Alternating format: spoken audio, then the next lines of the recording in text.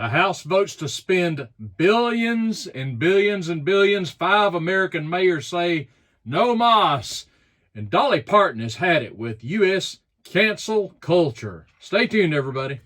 For the best meat you have ever eaten in your life, go to samsbutchershop.com. Enter the coupon code TTT when you check out for a 10% discount. And a happy Friday to you all. I am trailertrashtim. How's your mom and them? Thank you so much for joining me today. No, I was not here yesterday. Let me explain to you all real quick what's going on. As all of you know, I'm just a regular dude out here in the sticks in Alabama, working a regular job, and I am swamped at work right now. And, I have to prioritize everything. So I have to give my first priority as far as work goes to my real job, right?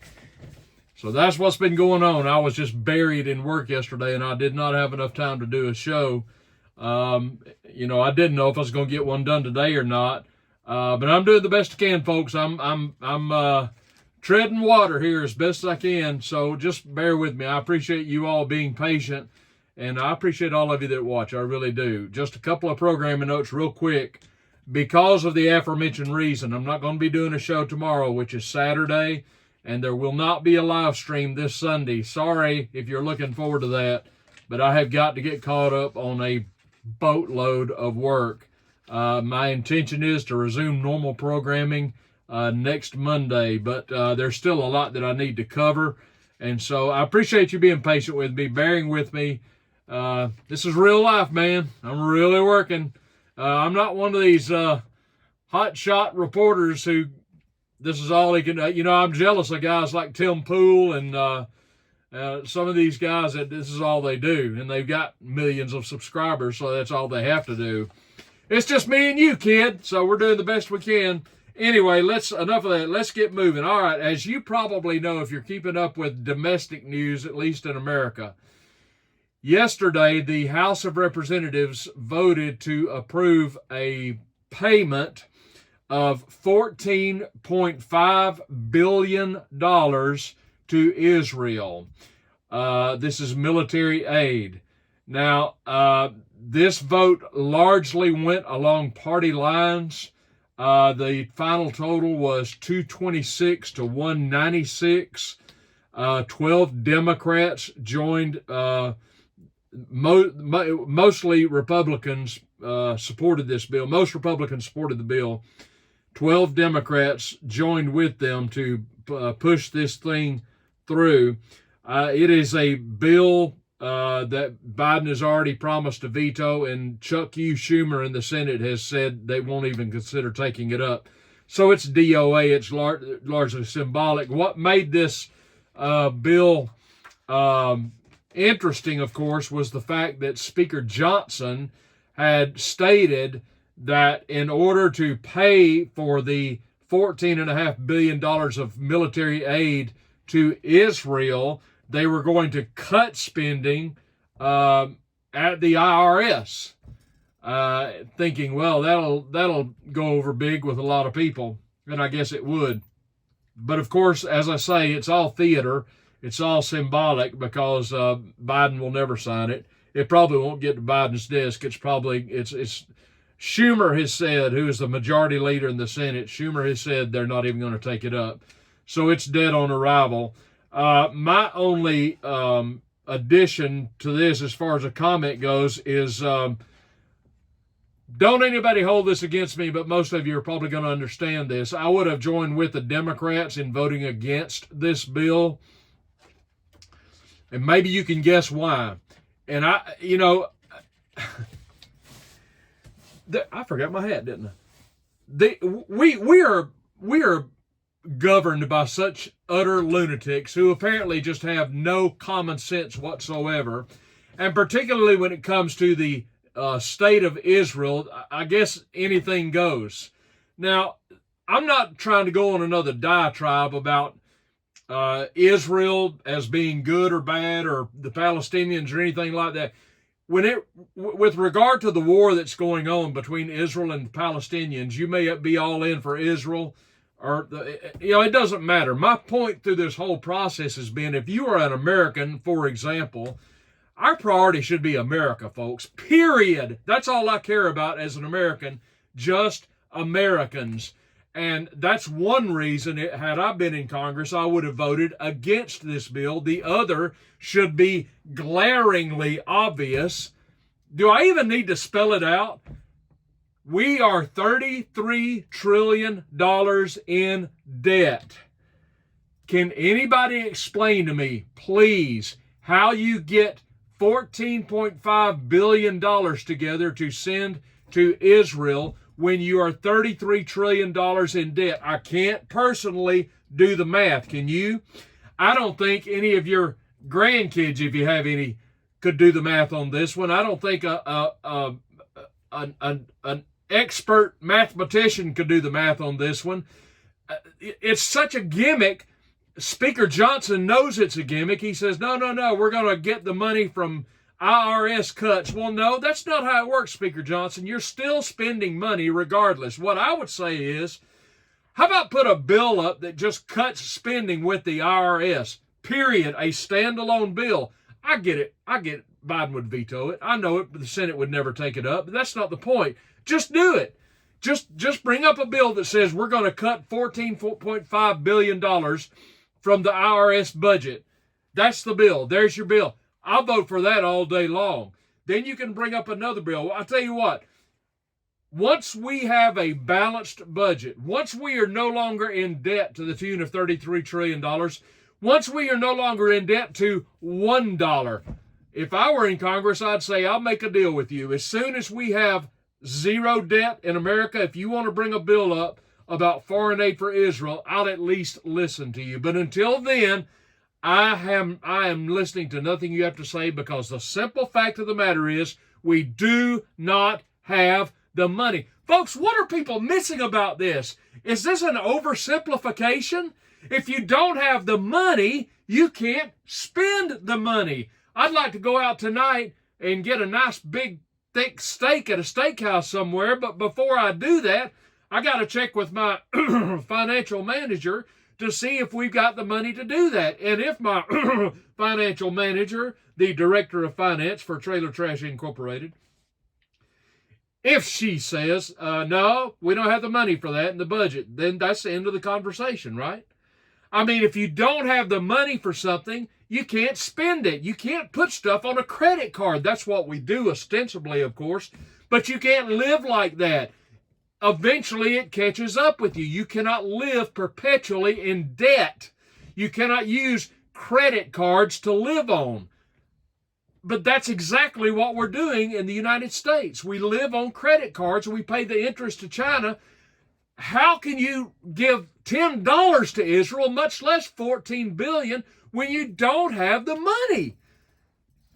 God, this drives me crazy.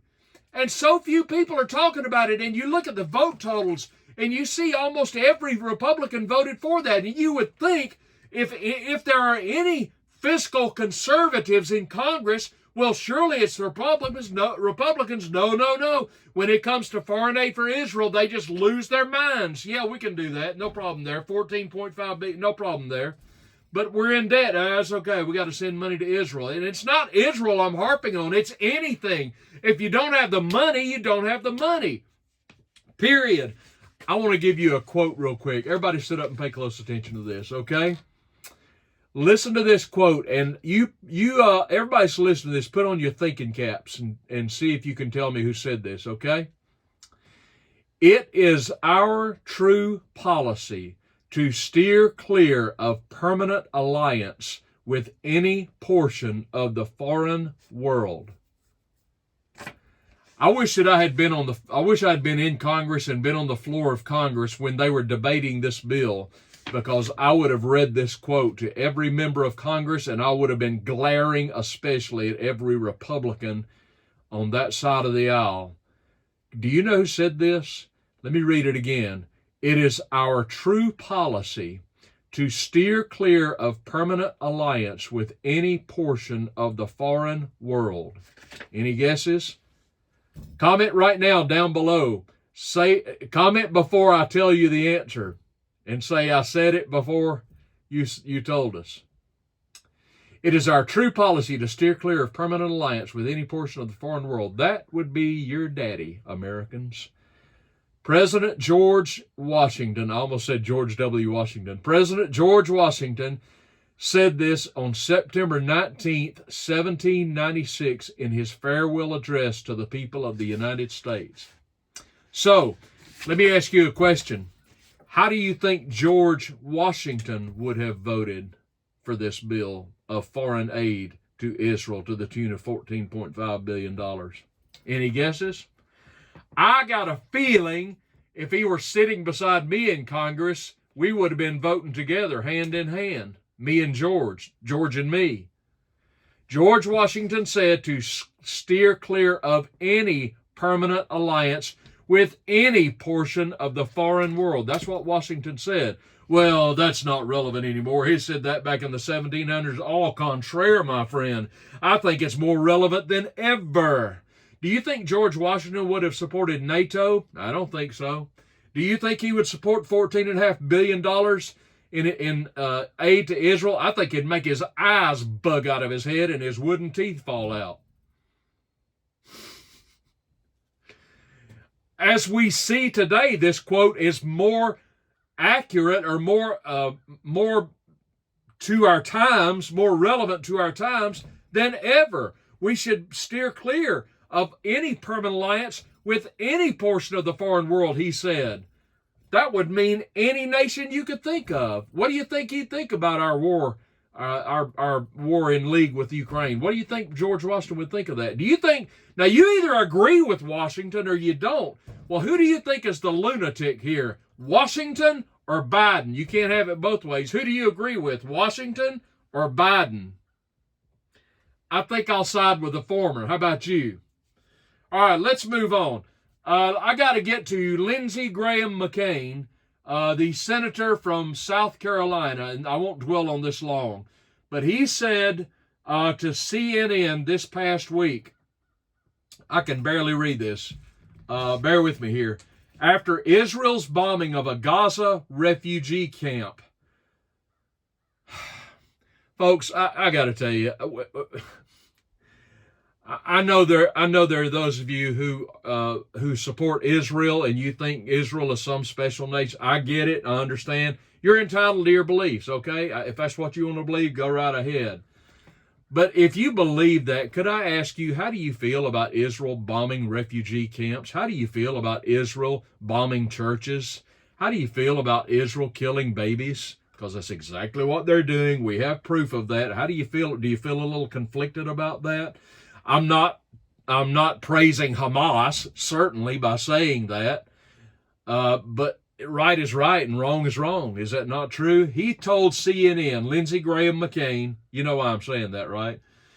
Lindsey Graham McCain told CNN, after Israel's bombing of Gaza refugee camp this week killed scores of civilians, Senator Lindsey Graham McCain of South Carolina told CNN that there should be no limit to the number of civilians Israel can kill. In a previous interview, he urged Israel to turn Gaza into post-World War II Berlin.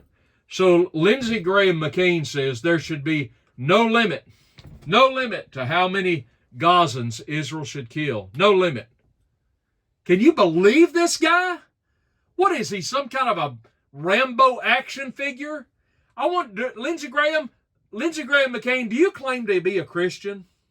I'm just curious. I'm just asking. I don't know what you are, other than a bloodthirsty neocon. Kill them all, right, Lindsey? Kill them all. No limits. Just go mow every one of them down. Okay, Lindsey, I'll tell you what. Let's put you on the front lines. Let's see you do it. If you want to do that, then you go do it, Lindsey. This guy is despicable. He is absolutely despicable. Do you see why more and more it's no longer the case that you can just go vote for Republicans instead of Democrats and think you're doing a good thing when you've got clowns like Lindsey Graham McCain in Congress? I mean, what are you supposed to do? You got a Republican like him versus a Democrat like Charles Schumer, for example, or Dick Durbin of Illinois. I mean, what's your recourse? You have none in so many different cases. Kill them all, Lindsey says. All right, let me move on. This is kind of funny right here. This is going to take a minute, folks. You're getting kind of a bonus coverage today since I wasn't with you yesterday. Is that okay? All right. I got to get to the. This tickles me right here. This was in the Gateway Pundit. There is a new poll out, and this new poll was done by Gallup, I believe. And the poll finds that 76% of Republican voters don't want any more Republican primary debates. Some of you might, a lot of you won't remember this, but I can remember years ago, there was a fight between two of the world's greatest, I think they were welterweights. It was Sugar Ray Leonard and Roberto Duran. I think Leonard was the champion. I'm not sure. I might have it backward, but it doesn't matter. But they were both fantastic prize fighters, welterweights. And this particular night that they fought, I remember watching it. I must have got a pay-per-view or whatever. So Duran and Leonard are going at it, right? And Leonard was just a little bit better than Duran this particular night. And I forget how many rounds into the fight that we got. It was pretty close. And had he stuck around, Duran might have won. I don't know. But all of a sudden, right in the middle of whatever round they were in, Roberto Duran puts his hands down and he goes, "No mas." And he turns and walks back to his corner. No mas in, I guess, Spanish means no more. I can't take any more.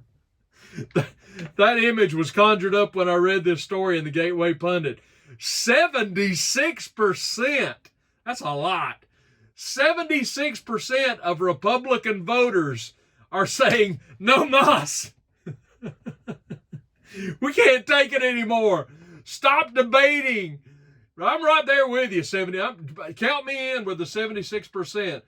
Republican voters have had enough of primary debates in this election cycle, according to the Gallup poll. No, I'm sorry.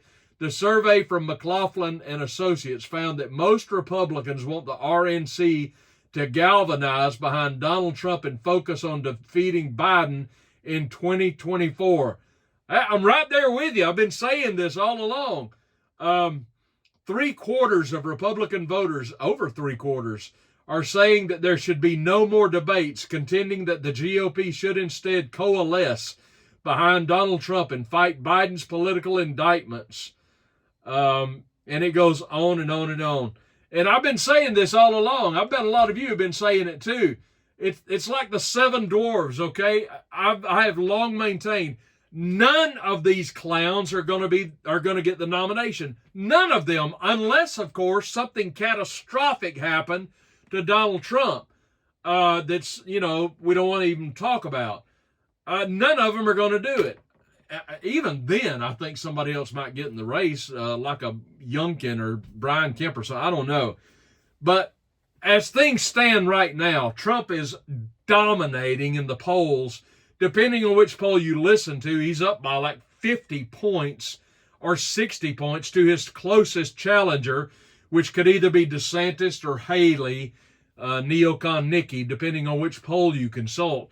But I mean, it's like none of these clowns are going to beat Trump, and they all know it. They have to know it. They're either in there, as I've maintained, for a cabinet position, or maybe they think they can get the vice presidential slot, or they're just in there, to raise money for themselves, which they are certainly doing. Mike, the funeral director Pence, he saw the writing on the wall, and he said no mas last week. He said, okay, it's over. We're not going to beat this guy. The rest of them should just get out. Chris Christie, get your fanny out of the race. You're not going to win, buddy. You are not going to win. Neither is DeSantis, neither is Haley, neither is Ramaswamy, neither is Tim Scott. None of these people are going to win the nomination. Just get out and stop taking money away from Trump so that the donors can just give it to Trump, because too many of these people are giving their money now to Kennedy, who also has no chance of winning. All he can be is a spoiler. We need to clear the decks and just get down to it. That is a rematch between Trump and Biden. That's what we need to get to. But these voters are just saying, no mas. We can't take it anymore. No more debates. The debate, they're not debates anyway. These things are nothing but beauty contests. It's like, where you bring up Miss Nebraska and say, what would you do to change the world for the better? And you've got to answer within 30 seconds. That's not a debate. And that's what these things are. They're not debates at all. I mean, if you want a real debate, take two people, give them a couple of microphones, and just let them go at it. There's a debate for you. I mean, if they want to wind up swinging at each other, let them. I don't care. Last one standing wins. How about that? All right, let's move on. There's a man on, let's see if I want to do this next. Yeah, let's do this next. There's a man on, I think he works for AP. His name is Bill Melugin, Melugin. This guy's pretty solid. He is no, I'm sorry, he's not. He's with Fox News. Bill Melugin is a national correspondent for Fox News. He is based in L.A., and Bill Melugin posted on X, he tweeted on X, let's say that. He says, the Associated Press obtained a letter sent to President Biden by the mayors of sanctuary cities Los Angeles, New York City, Chicago, Denver, and Houston, requesting $5 billion to help with migrant crisis because, quote, our city budgets and local taxpayers bear the brunt of the crisis. Oh, I'm loving this story right here. So what you've got here are 5 mayors who are writing Biden. These are all Democrat mayors, okay? So they're Biden's buddies, right? They're in the same bed with Biden, the same political bed with Biden. Chicago, New York, Los Angeles, Denver, and Houston. And what do all these 5 cities have in common? Can anybody tell me? That's right. They are all sanctuary cities. That's right. Sanctuary cities that are being overrun by illegal aliens. Okay, so now all these 5 mayors, they all decide to write a letter together to Joe Biden. This is Eric Adams of New York, Karen Bass of Los Angeles. I don't know the other mayors. But they're all saying, look, we need you to send us $5 billion so that we can deal with these illegal aliens. Of course, they call them migrants, but they're not. They're illegal aliens. And our city budgets just cannot accommodate this. We can't take it anymore. Mr. President, we've got to have help. To which I can only say, sorry, you're a sanctuary city, so there's no problem, right? You all decided to be a sanctuary city, which means the doors are open. Anybody can come in. You don't have any problems. Remember, you're a sanctuary city. Sorry. No sympathy from Triple T in Alabama, my friends. You made the decision that you're going to be a sanctuary city, so guess what? You've got to deal with the consequences. You wet the bed, you lie in the bed. It's as simple as that. This is a problem you helped to create, so you can deal with it, Mayor Adams of New York and your other 4 cohorts. Now, if it was President Triple T, they wouldn't be getting a penny out of me. Of course, we wouldn't be having this problem were I in the White House, but I'm not, am I? So, to the mayors of the sanctuary cities, the old Italian salute, you're not getting anything. Now, I don't know what Biden will do. But, these people create a problem, and then, they're like kids who create a problem. They take a crayons and mark up the walls in their bedroom or something, and, they made the problem. Now they want you to fix it for them. No, you go clean your room up. You did that. You go clean it up. They create this problem, and then they want one of the adults in the room to fix it for them. I made a big problem here. I need somebody, with pants on to fix this for me. No. You made the problem. You deal with it. You live with it. And you people that live in these cities, you vote for these Neanderthals in the first place. So you know what? You get what you pay for, brother and sister. This is what you get for voting for these lunatics. So no sympathy for me whatsoever. All right, let me get to my last story. I got to get to this. Guess who has had it up to here with cancel culture? Oh, I'm going to riff on this one for a minute. Country music legend Dolly Parton says she has had it with cancel culture. Listen to this. This appeared in Breitbart. She calls cancel culture terrible. She defends her collaboration with Kid Rock and calls cancel culture terrible. In the interview with the Hollywood Reporter, she's 77. The 77-year-old country music and now rock and roll Hall of Fame, that's a joke, member said she accepts Kid Rock for who he is. And she said, bear with me just a minute. She says that she, I'm looking at a picture here. She said when asked about cancel culture, she said, I think it's terrible. Well, you know what, Dolly? I agree with you. I think it's terrible. Now, why am I bringing this up? Oh, I'm gonna tell you why I'm bringing this up.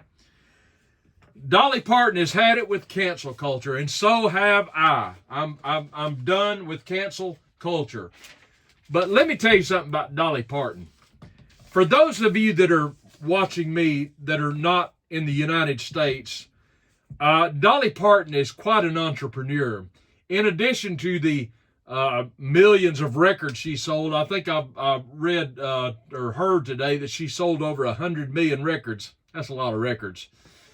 And all the money she's made with concerts and what have you. She's also made millions and millions of dollars in the entertainment industry, specifically with her theme parks, which she owns in Tennessee, places like Tennessee and Branson, Missouri, and Myrtle Beach, South Carolina, places like that. I mean, she's into all kinds of stuff, real estate and what have you.